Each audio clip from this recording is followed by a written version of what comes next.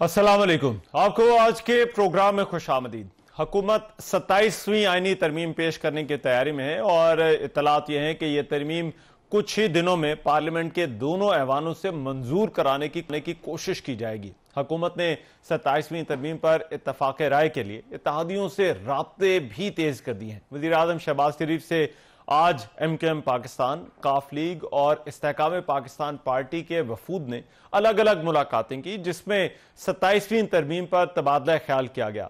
बलोचिस्तान अवामी party के वफ्द ने भी वज़ीर आज़म शहबाज शरीफ से मुलाकात की। विफाकी काबीना का इजलास भी कल बुलाए जाने का इम्कान है। विफाकी काबीना तरमीमी मुसवदे की बाज़ाब्ता मंजूरी दे सकती है। वज़ीर कानून की जानिब से शुरका को मुसवदे पर जो है वो ब्रीफिंग भी दी जाएगी, इस बात का भी इम्कान है और यह भी कि इत्तेहादियों के मुतालबात भी काबीना के सामने रखे जाएंगे। विफाकी काबीना से मंजूरी के बाद यह तरमीम सेनेट में पेश होगी। इस तरमीम के तहत कई बुनियादी तब्दीलियां तजवीज किए जाने की इतलात हैं, जो कि इंतजामी भी हैं और माली भी। इस हवाले से इशारे ये दिए जा रहे हैं कि हुकूमत ने 27वीं आईनी तरमीम की मंजूरी के लिए जो इब्तदाई रोड मैप है वो तैयार कर लिया है।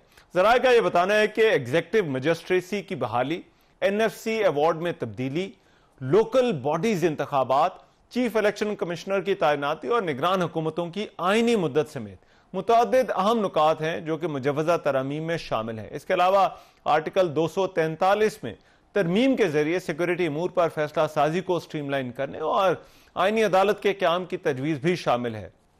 27वीं आईनी तरमीम की मंजूरी के तनाजुर में वजीर आजम और पाकिस्तान पीपल्स पार्टी के रहनुमाओं की भी एक बड़ी अहम मुलाकात हुई। पीपल्स पार्टी के वफ्द ने अपनी तजावीज वजीर आजम के सामने रखी। मुलाकात में मुजव्वजा तरमीम की शिकों और मौक़िफ़ पर तफसीली मुशावरत की गई। आज पीपल्स पार्टी की सेंट्रल एग्जीक्यूटिव कमेटी का इजलास भी हो रहा है, जिसमें इस तरमीम पर मुशावरत की जाएगी। गुज़िश्ता रोज वज़ीर आला सैयद मुराद अली शाह ने अलबत्ता NFC अवार्ड और 18वीं तरमीम को रोल बैक करने की किसी भी कोशिश की मुखालफत करने का ऐलान किया था। उनका यह कहना था कि NFC अवार्ड और 18वीं तरमीम को रोल बैक नहीं होने देंगे। वजीर ममलिकत कानून और इंसाफ बैरिस्टर अकील ने आज ये कहा है कि पीपल्स पार्टी की एग्जीक्यूटिव कमेटी का जो मौक़िफ़ होगा उसे देखा जाएगा। आइन कोई आसमानी सहीफा नहीं जिसमें तब्दीली नहीं की जा सकती। उन्होंने कहा कि तरमीम पर कोई जल्दबाजी नहीं है, तमाम मामले जो है वो बातचीत से हल होंगे। वज़ीर दफा ख्वाजा आसिफ ने भी कहा कि मुजव्वजा 27वीं आईनी तरमीम पर इत्तफाक राय 2 से 3 दिन में मुतवक्के है, जिसके बाद ये कानून साजी आइंदा हफ्ते पार्लियामान में पेश किए जाने का इम्कान है। उन्होंने यह भी कहा कि बिलावल भुट्टो को अपनी राय देने का पूरा हक है और हुकूमत दीगर जमातों से भी इसी जज्बे के तहत मुशावरत कर रही है ताकि उनकी राय को जो है वो शामिल किया जा सके। उनका यह भी कहना था कि हुकूमत दिफाई अफवाज से मुतालिक कवानीन में तरमीम पर भी गौर कर रही है और उन्होंने जोर दिया कि आइन के आर्टिकल 243 में तरमीम पर भी बातचीत जारी है। दूसरी जानिब कौमी असम्बली में वजीर पार्लिमानी अमूर डॉक्टर तारिक फजल चौधरी का यह कहना था कि क्यास आराइयों और अंदाजों की बुनियाद पर 27वीं तरमीम को मुतनाज़ बनाने की जो है वो कोशिशें अफसोसनाक हैं, क्योंकि अब तक इसका सरकारी मुसवदा मंजर आम पर नहीं आया। लेकिन साथ ही साथ मीडिया रिपोर्ट्स के मुताबिक इतलात ये हैं कि वज़ीर आज़म शहबाज शरीफ मुजव्वजा आईनी तरमीम के तनाजुर में अहम फैसले करते हुए जो है वो तमाम वज़रा और हुकूमती अरकान पार्लियामेंट के गैर मुल्की दौरे जो है वो उन्होंने मनसूख कर दिए हैं, जबकि तमाम वज़रा और अरकान पार्लियामान को इस्लामाबाद में मौजूद रहने का कहा गया है। वज़ीर आज़म हाउस में 8 नवंबर को अरकान पार्लियामान के एजाज में एक इशाया भी दिया जाएगा। अपोजिशन जमातें अलबत्ता जो है वो इस आईनी तरमीम पर और इस मामले पर अपने तहफ़्फ़ुज़ात का इजहार कर रही हैं। चेयरमैन PTI बैरिस्टर गौहर ने 27वीं तरमीम को विफाक के लिए खतरा और पार्लियामान पर हमला करार दिया है। वज़ीर आला खैबर पख्तूनख्वा सोहेल आफरीदी का यह कहना था कि 27वीं आईनी तरमीम का ड्राफ्ट किसी ने नहीं देखा, जबकि पाकिस्तान तहरीक इंसाफ के सेक्रेटरी जनरल सलमान अकरम राजा ने भी यह इल्जाम आयद किया था कि पाकिस्तान में आइन के बुनियादी ढांचे को तब्दील किया जा रहा है।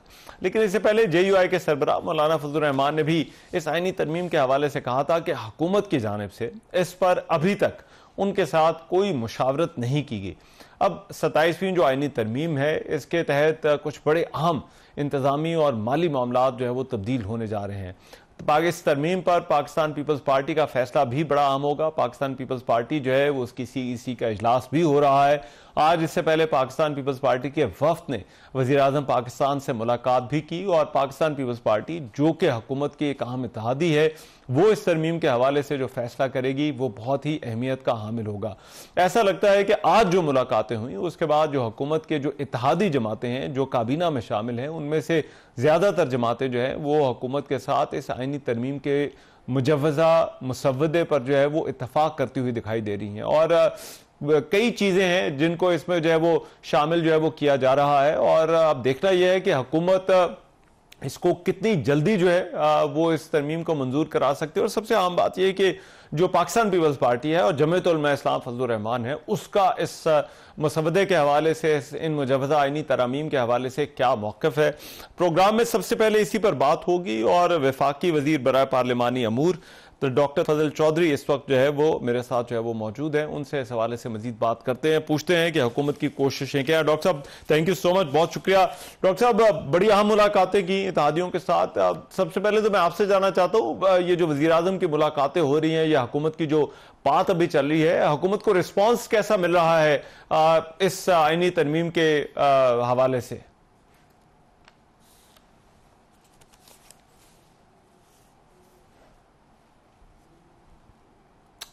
जी डॉक्टर साहब मुझे सुन पा रहे हैं? अच्छा, कोशिश करते हैं डॉक्टर तारिक फजल चौधरी से फिर से राब्ता हो जाए। हुकूमत जो है वो 27वीं आइनी तरमीम की जो है वो इस वक्त तैयारी में, और आज वज़ीर आज़म ने भी बड़ा भरपूर दिन गुजारा। वज़ीर आज़म ने आज MKM पाकिस्तान के साथ मुलाकात की, काफली का जो वफ़द था उनके साथ जो है वो मुलाकात हुई, इस्तेहकाम पाकिस्तान पार्टी के वफूद के साथ। ये जो तमाम वफूद थे ये वज़ीर आज़म पाकिस्तान से मिले हैं और इतलात ये हैं कि वज़ीर आज़म पाकिस्तान शहबाज शरीफ ने आइनी तरमीम के हवाले से जो है वो इनको एतमाद में लिया, इस पर जो है वो तबादला ख्याल जो है वो किया गया। उसके बाद एक आम मुलाकात हुई जो कि पीपल्स पार्टी के वफ़द से हुई। पीपल्स पार्टी का ये जो वफ़द है उसको जो है वो उसने CEC के इजलास में शिरकत करने के लिए जाना था, लेकिन उसको जो है वो फिर रोका गया। और उसके बाद वज़ीर आज़म से मुलाकात के बाद वो CEC के इजलास में शिरकत के लिए जो है वो रवाना हुए। लेकिन पाकिस्तान पीपल्स पार्टी का फैसला इस हवाले से बहुत ही अहमियत का हामिल होगा कि इस मुजव्वज़ा आइनी तरमीम के हवाले से पीपल्स पार्टी क्या फैसला करती है। पीपल्स पार्टी का किरदार इस वजह से भी जो है वो अहम है कि इस पर जो है वो जो NFC अवार्ड के हवाले से जो है वो बातें हो रही हैं और 18वीं तरमीम को रोल बैक करने के खदशात का जो है वो इजहार किया जा रहा है। उस पर पाकिस्तान पीपल्स पार्टी उस मामले को किस तरह से देखती है, हुकूमत के साथ जो है वो पाकिस्तान पीपल्स पार्टी की जो है वो क्या बात हो रही है, इस पर प्रोग्राम में जो है वो गुफ्तगू होगी। एक ब्रेक ले रहे हैं, ब्रेक के बाद वापस आते हैं तो इसके हवाले से कुछ मजीद बात करेंगे।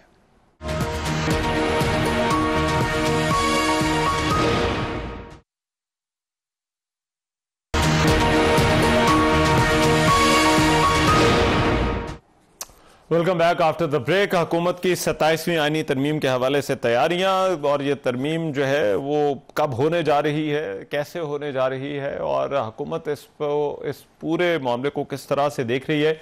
वफाकी वज़ीर पार्लिमानी अमूर डॉक्टर तारिक फजल चौधरी हमारे साथ मौजूद हैं, उनसे इस हवाले से बात करते हैं। डॉक्टर साहब थैंक यू सो मच।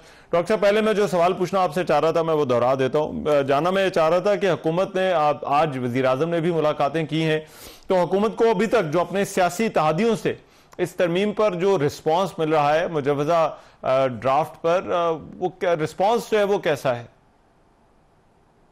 देखिए, इत्तेहादियों से हमारी बातचीत के पहले मरले में भी हुई है और आज तो बाकायदा प्राइम मिनिस्टर साहब ने तमाम जो हमारी इत्तेहादी जमातें हैं उन्हें मदऊ किया प्राइम मिनिस्टर हाउस, उनकी तमाम सीनियर लीडरशिप को, जिसमें सबसे पहले MQM के डेलीगेशन है उन्होंने मुलाकात की प्राइम मिनिस्टर साहब से और बड़ी सैर हासिल गुफ्तगू हुई जो 27वीं तरमीम है उसके हवाले से, और जो उनकी तरफ से भी जो इनपुट थी वो भी आई।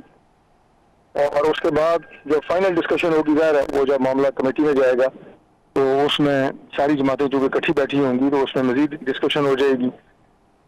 लेकिन बहुत ज़्यादा मैं समझता हूँ कि दे वर कन्विंस्ड और उन्होंने प्राइम मिनिस्टर साहब को यकीन दिलाया कि हम इंशाल्लाह ताला हर कदम पे आपके साथ पहले भी खड़े रहे हैं और आइंदा भी खड़े रहेंगे।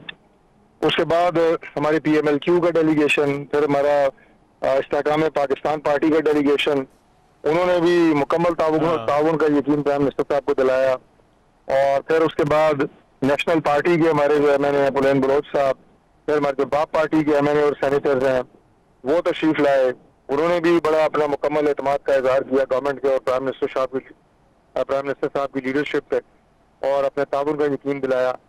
और उसके बाद कुछ एक दो और भी जमातें हैं, उनकी भी मुलाकातें हुई, तो इजाजुल हक साहब तशरीफ लाए। तो ओवरऑल इत्तेहादी अल्लाह ताला के फजल से वो बिल्कुल मुतमईन है, और जो उनकी चंद तजावीज़ आई हैं खास तौर पे जो NSC है उसके हवाले से, जो हम करिकुलम की बात कर रहे हैं उसके हवाले से, और उसके बाद जो हमारी कॉन्स्टिट्यूशनल कोर्ट है उसकी तश्कील, और वो इसके ऊपर चंद तजावीज़ से आई हैं। बाकी किसी तरह की भी कोई डाइसेंटिंग नोट जो है वो नहीं था। पाकिस्तान पीपल्स पार्टी की आज अपनी CEC की जो मीटिंग है कराची में, उनका एलामिया जो है वो बिल्कुल आएगा, और इंशाअल्लाह ताला उनसे भी जो डेलीब्रेशन हुई हैं वो मुकम्मल पॉजिटिव है, और तभी उम्मीद है इंशाअल्लाह कि अगले हफ्ते में 27वीं तरमीम जो है ये पास हो जाएगी। अच्छा, लेकिन डॉक्टर साहब इसमें ये फरमाएगा, जो पीपल्स पार्टी और मौलाना फजलुर रहमान, जाहिर बात है JUIF ये दोनों बड़े अहम हैं आईनी तरमीम के लिए, तो आपको लगता है इनको दोनों को हुकूमत कन्विंस करने में जो है वो कामयाब हो जाएगी?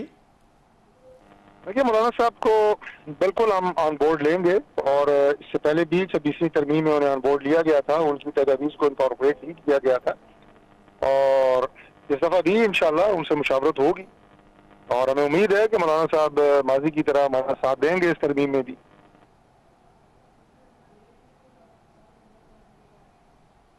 अच्छा, राइट। और डॉक्टर साहब इसमें जो NFC अवार्ड है, जाहिर बात है उस पर इस वक्त जो है वो सबसे ज्यादा बहस है, क्या बात हो रही है, और इस पर जरा को बता सकते हैं कि ये भी इन डिस्कशंस का जो है वो हिस्सा है?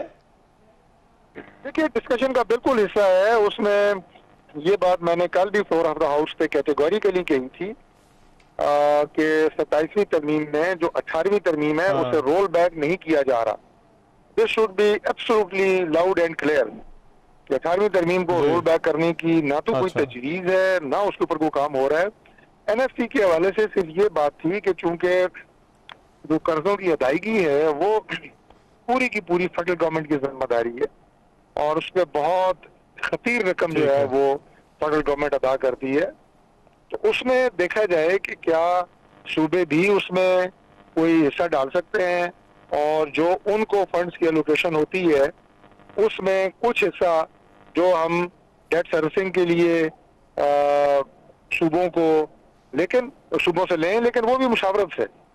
उसके ऊपर पाकिस्तान पीपल्स पार्टी के अपने तहफ़्फ़ुज़ात भी हैं, उनकी अपनी राय भी है, और दीगर आज जो मैंने आपको बताया कि तमाम सियासी जमातों के रहनुमाओं ने मुलाकातें की हैं प्राइम मिनिस्टर साहब से, उसमें हमारे भी 6 से 7 वफाकी वज़रा हर मुलाकात में मौजूद थे।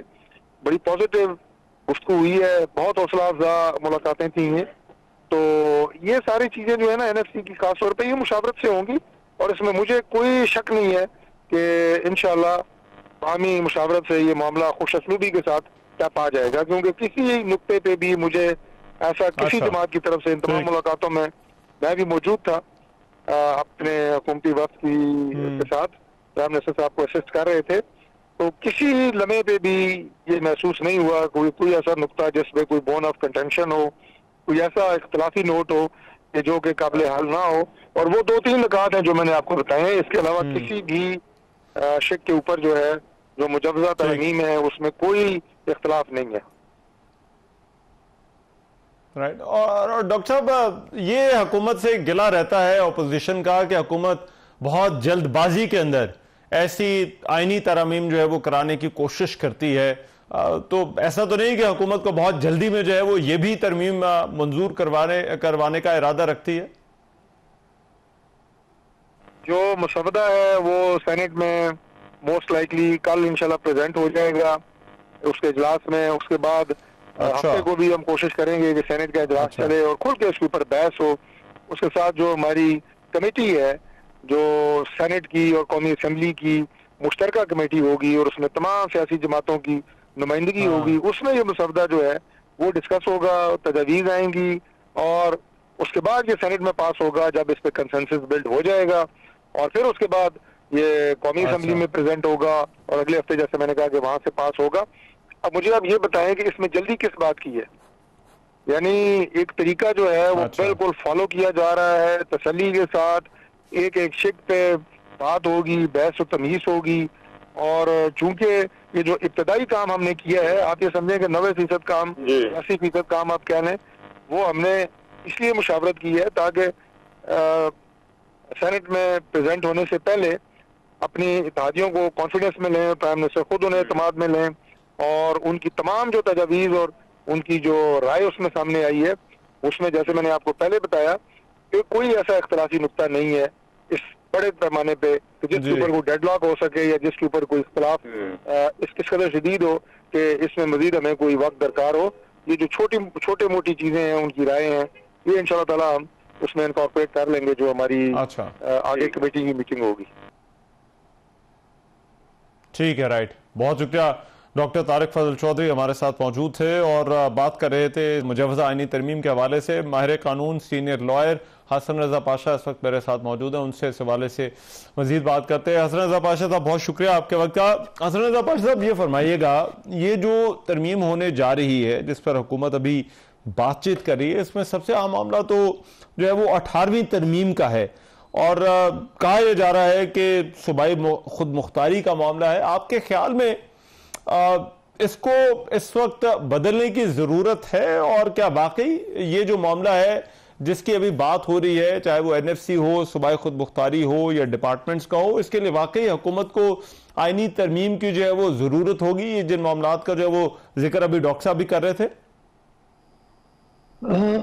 देखिए, बात यह है कि मैं समझता हूं कि 18वीं तरमीम का जो क्रेडिट है वो पाकिस्तान पीपल्स पार्टी ले रही है, और इसी तरह बाकी जो छोटे सूबे हैं उनकी नेशनलिस्ट जो पार्टीज हैं उन्होंने वो क्रेडिट लेती रही है, और उनके मुतालबे के बाद 18वीं तरमीम मंजूर हुई जिसमें सूबों को ऑटोनॉमी दी गई और सारा कुछ हुआ और माली मामलात भी उनके सुपुर्द कर दिए। लेकिन इतना अरसा चलने के बाद एक चीज जो फेडरेशन को दरपेश हुई वो ये है कि सूबे इसके बावजूद के रेवेन्यू खुद इकट्ठा कर रहे हैं और फिर भी वो इमदाद के लिए हर वक्त फेडरेशन की तरफ ही देखते हैं, और फेडरेशन क्या करती है कि वो कर्जे लेके बाहर से वो उनकी ज़रूरियात को पूरा करती है। और एनएफसी का जिस तरह अवार्ड जारी होता है रोजाना, आपको पता है कि इसी के मुतालबे हो रहे हैं कि एनएफसी अवार्ड दिया जाए। अब जब वापस करने की बारी आती है तो उसमें सूबे जो हैं वो उसमें पार्टिसिपेट नहीं करते, और वो उस हिसाब से क्या बल्कि बिल्कुल ही वो जो पैसे हैं वो वापस करने को तैयार नहीं है। यकीनी तौर पे उनकी माली मुश्किलात अपनी जगह पे होंगी और वो पैसा इस्तेमाल हो जाता होगा, लेकिन जो फेडरल गवर्नमेंट है उस पे जो कर्जों का बोझ बनता जा रहा है, लिहाजा शायद इसीलिए इसी को मद्देनजर रखते हुए ये जो है वो अमेंडमेंट प्रपोज की जा रही है कि कम अज कम जब हम पेमेंट करते हैं या कर्ज लेते हैं और फिर जब वापसी की बात होती है, रीपेमेंट की बात होती है, तो फिर सूबे तावन नहीं करते तो हमें फिर खुद ही रेवेन्यू कलेक्शन का वो करना पड़ेगा सारा सिलसिला। तो शायद ये इस तनाजुर में या ये सोच रख के ये प्रपोज की गई अमेंडमेंट। अब देखें इसमें छोटे सूबे किस हद तक साथ देते हैं, नेशनलिस्ट पार्टीज किस तरह साथ देती हैं, इक्का दुक्का उनकी तो है, लेकिन जो अभी नजर आ रहा है, अभी जो मिनिस्टर साहब फरमा रहे थे, तो वो तो लग रहा है कि जो अलाइज हैं वो तो सारे तैयार हैं, तो नंबर गेम तो वैसे पूरी है, ये तो हो जाना है, लेकिन इसके कॉन्सिक्वेंसेस लेटर ऑन क्या निकलने हैं ये फिर सूबाई हुकूमतें खास तौर पे इस वक्त चल रही हैं वही बता सकते क्या। अच्छा पाशा साहब, देखिए अब जो सबसे अहम मामला है वो इसमें कॉन्स्टिट्यूशनल कोर्ट का है, जिसको 26वीं आईनी तरमीम का अनफिनिश्ड एजेंडा भी कहा जा रहा है। इसको आप किस तरह से देखते हैं? क्या आईनी बेंचेस जो कि 26वीं आईनी तरमीम में बनाए गए थे, उसके बाद अब ये ट्रांजिशन या इस फैसले को लेने का दुरुस्त वक्त है कि अब बेंचेस की जगह जो है वो अदालत जो है वो बना दी जाए? आपको याद होगा कि 26वीं तरमीम में भी जो प्रपोजल थी और जो इब्तदाई मुसवदा था उसमें कॉन्स्टिट्यूशनल कोर्ट की ही बात थी, और उसकी एक रीजन थी कि 2006 जी। से चार्टर ऑफ डेमोक्रेसी जब साइन हुआ तो उस वक्त तमाम पॉलिटिकल पार्टीज बशमूल मोहतरमा बेनजीर भुट्टो और मियां मोहम्मद नवाज शरीफ साहब, इन्होंने ये फैसला किया कि हमें जब मौका मिलेगा तो हम कॉन्स्टिट्यूशनल कोर्ट जो है वो बनाएंगे, और इसीलिए 26वीं तरमीम का ये ठीक हिस्सा है। थी। लेकिन ये भी आपको याद होगा कि जो अपोजिशन पार्टी थी पीटीआई, उन्होंने जब मौलाना फजल रहमान साहब के जरिए हुकूमत से गुफ्त शनीद की तो उन्होंने पहली शर्त ये रखी कि कॉन्स्टिट्यूशन कोर्ट नहीं होगी, और वो बात मनवाई और उसका क्रेडिट उन्होंने लिया कि आज हमने मुल्क को एक बहुत बड़े बहरान से बचा लिया। अब और सो मच सो कि जब 26वीं तरमीम पार्लियामान में पेश हुई तो उसकी मुखालफत करने के लिए एक मेंबर भी उनका पार्लियामान में मौजूद नहीं था, मीनिंग देयर बाय कि उन्होंने एंडोर्स किया कॉन्स्टिट्यूशनल बेंच को। अब आप देखिए कि साल हो गया है कॉन्स्टिट्यूशनल बेंच काम कर रहा है, कभी कभी इख्तियारात के हवाले से कोई खींचातानी होती है कि ये कॉन्स्टिट्यूशनल कोर्ट का केस है या रेगुलर बेंच का है। अब जब ये खुशअस्लूबी से मामला जा रहा है तो कॉन्स्टिट्यूशनल कोर्ट बन जाए तो क्या मजायका है।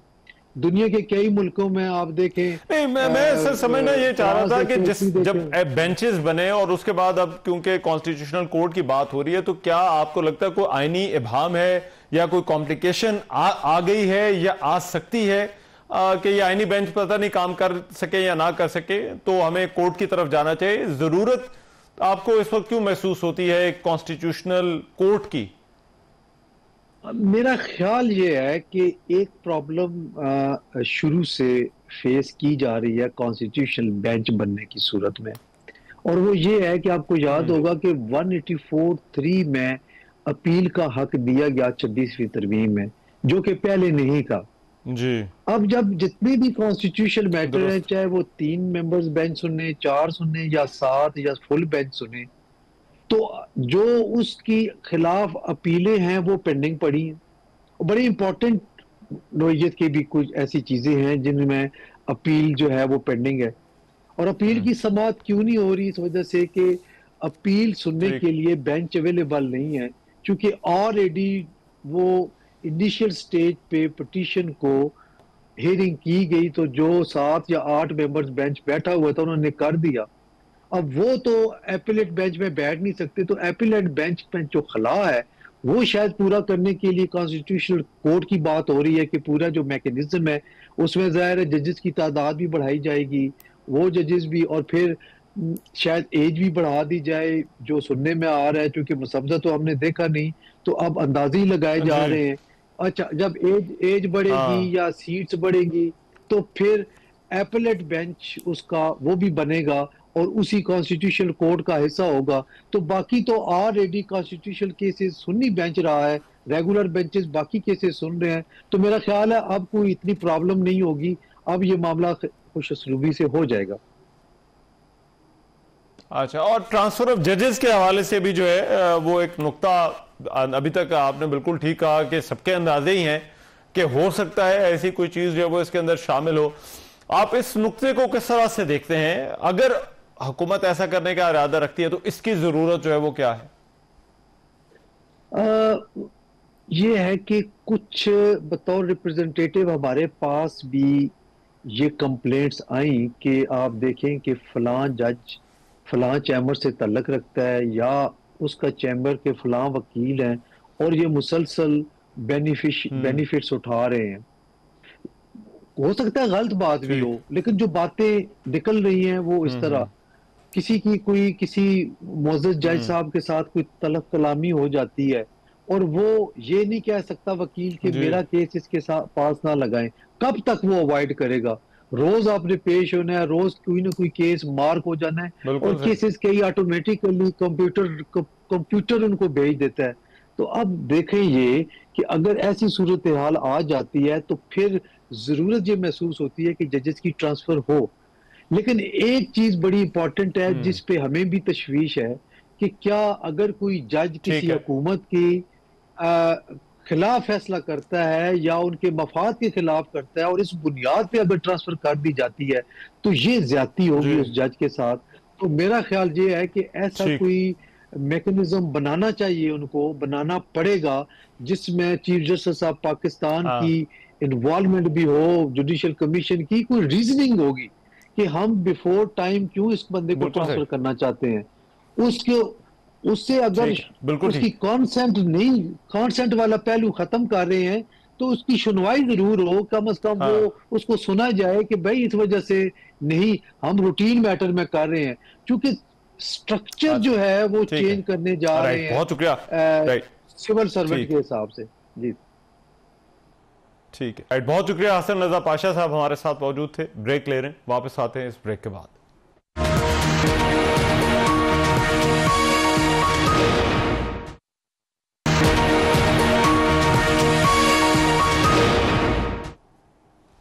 Welcome back after the break. Istanbul में पाकिस्तान और अफगान तालिबान के दरमियान तीसरे दौर के हतमी मुज़ाकरात का आगाज हो चुका है। ये मुज़ाकरात सालिसों की मौजूदगी में हो रहे हैं। ज़राए के मुताबिक पाकिस्तानी वफ्द सीनियर फौजी, इंटेलिजेंस और ब्यूरोक्रेसी के नुमाइंदों पर मुश्तमिल है, जबकि अफगान वफ्द मुल्ला अब्दुल हक वासिक की सरबराही में मकामी होटल पहुंचा था। गुज़िश्ता शब वज़ीर दिफा ख्वाजा आसिफ ने भी ये तस्दीक की थी कि पाकिस्तानी वफ्द अफगान तालिबान के साथ मुज़ाकरात के लिए इस्तांबुल रवाना हो चुका है। उन्होंने कहा था कि पाकिस्तान का एजेंडा सिर्फ एक नुक्ते पर है और वो ये कि अफगानिस्तान अपनी सरजमीन से पाकिस्तान पर होने वाले हमलों को रोकने के लिए मौसर इक़दाम करे। अब इन मुज़ाकरात का मुस्तकबिल क्या है, इस पर बात करने के लिए सदाम मसूद खान साहब इस वक्त मेरे साथ मौजूद है। पाकिस्तान के सफ़ीर रह चुके हैं चीन और अमेरिका में, साबिक सदर आज़ाद जम्मू कश्मीर। सदाम मसूद साहब बहुत शुक्रिया आपके वक्त का। मैं सबसे पहले तो ये जानना आपसे चाहता हूँ, हमें कोई तवक्कुआत रखनी चाहिए ये जो मुज़ाकरात का तीसरा दौर हो रहा है कि कोई हल निकलेगा जो पाकिस्तान और अफगानिस्तान के दरमियान इस वक्त मामलात हैं?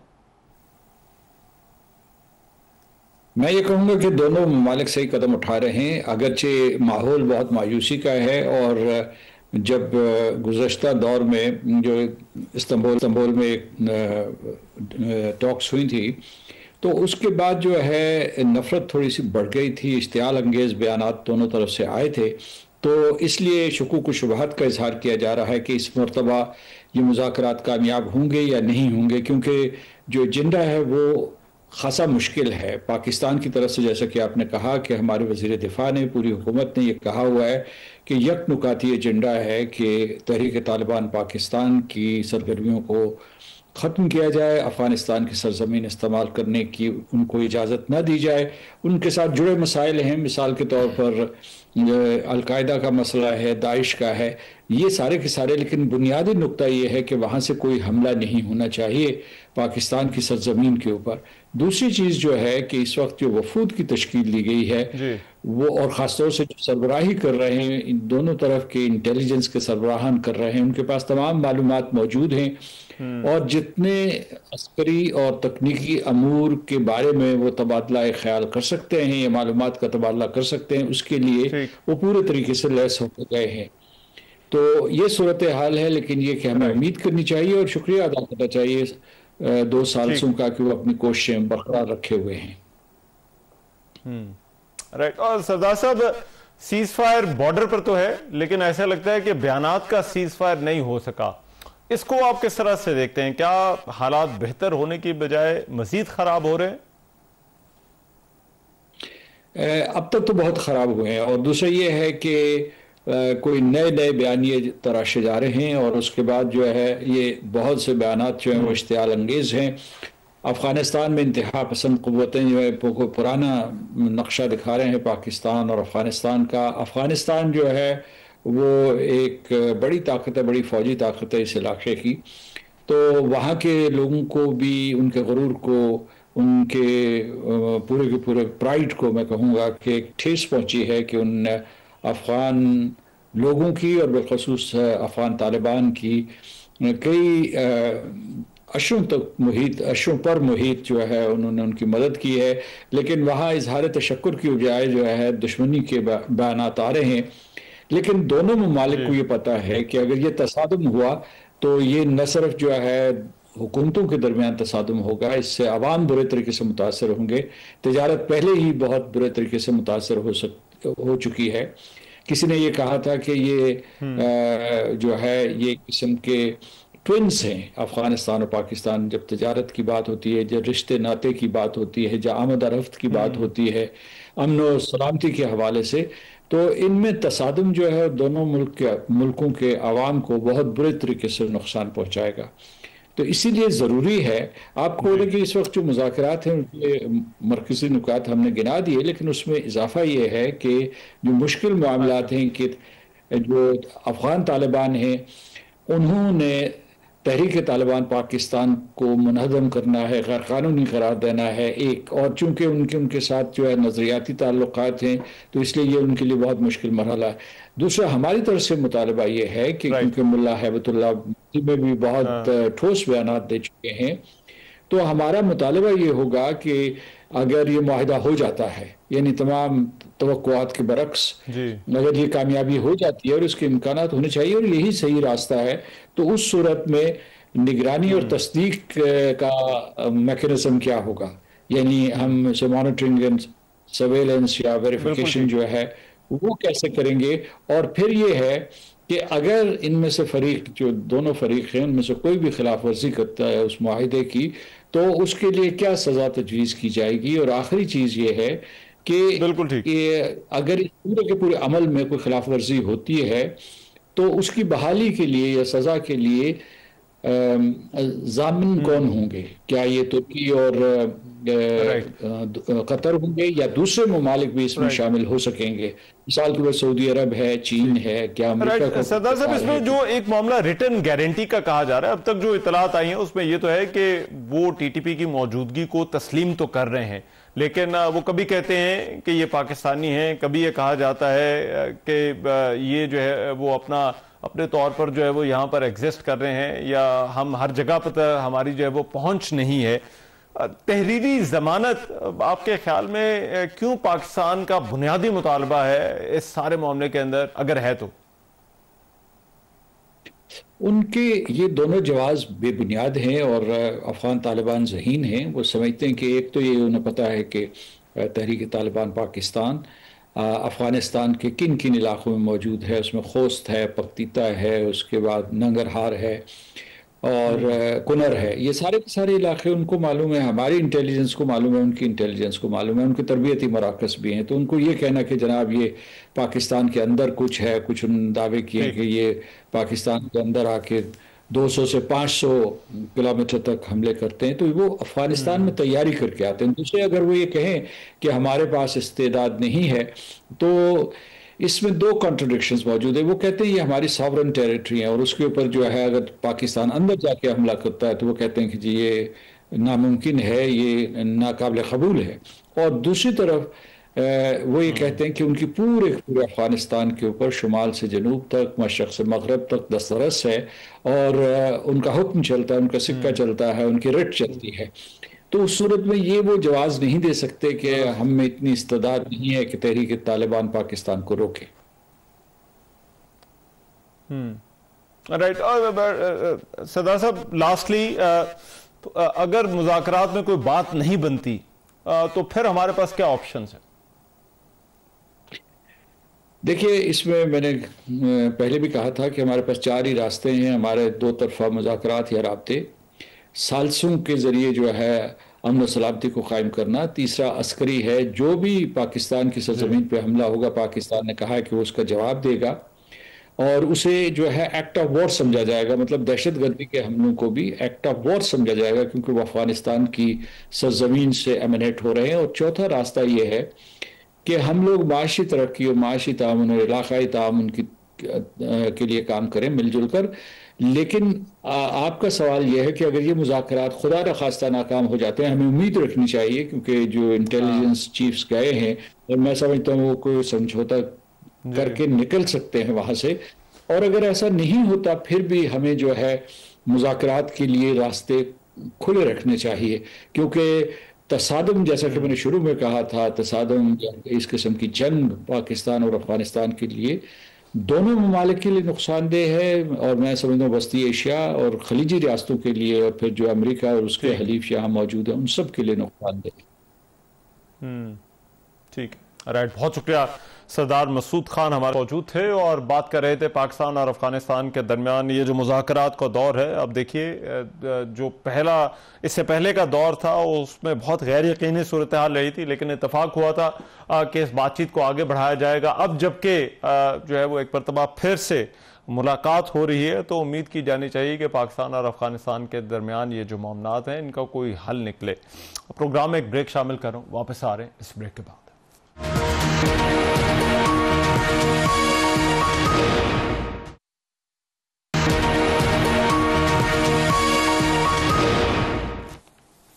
Welcome back after the break. आज का प्रोग्राम आपने देखा, इस प्रोग्राम से इतना ही। मेजबान रहमान अजहर को इजाजत दीजिए, अल्लाह निगहबान।